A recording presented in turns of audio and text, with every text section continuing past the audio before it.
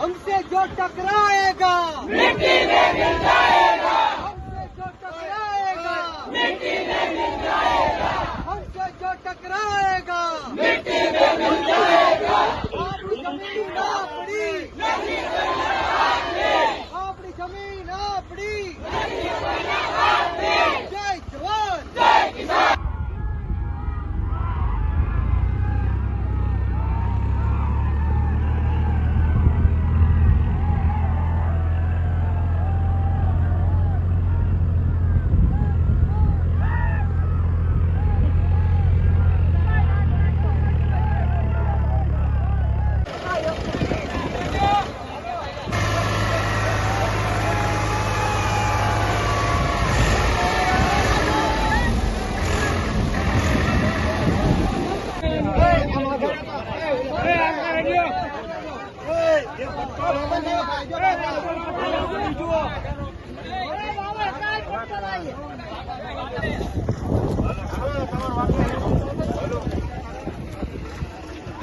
जय जवान जय किसान। जय जवान जय किसान। हमसे जो टकराएगा मिट्टी में मिल जाएगा। हमसे जो टकराएगा मिट्टी में मिल जाएगा। अपनी जमीन अपनी अपनी जमीन अपनी। लड़ेंगे लड़ेंगे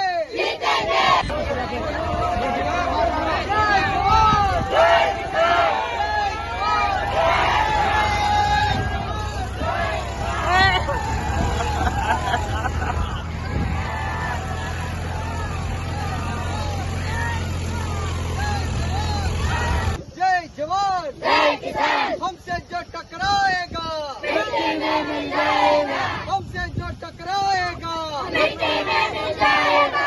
जय जवान जय किसान। जय जवान जय किसान।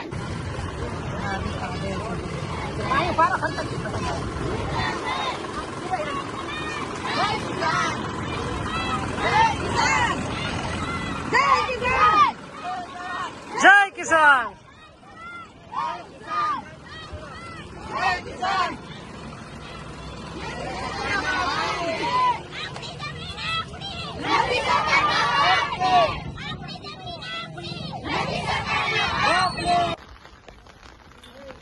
જય જવાન જય કિસાન દોસ્તો, આજે અમદાવાદ જિલ્લાના ધોળકા તાલુકાના સરગવાડા ગામ મુકામે જે 20-25 યુવાનોએ છેલ્લા 1 મહિનાથી મુહિમ ચલાવી હતી કે જે રીતના સરકારની GSPL એટલે કે ગુજરાત સ્ટેટ પેટ્રોલિયમ લિમિટેડ નામની કંપની જ્યાં સરગવાડા ગામની અંદર જે 1 વીઘાના 1.5 કરોડ રૂપિયા બોલાય છે એવી મોંઘી જમીનમાં આ ગેસ પાઇપલાઇન નાખવાનું જે કામ ચાલુ કર્યું હતું ત્યારે છેલ્લા 1 મહિનાથી આ સંઘર્ષ ચાલી રહ્યો હતો।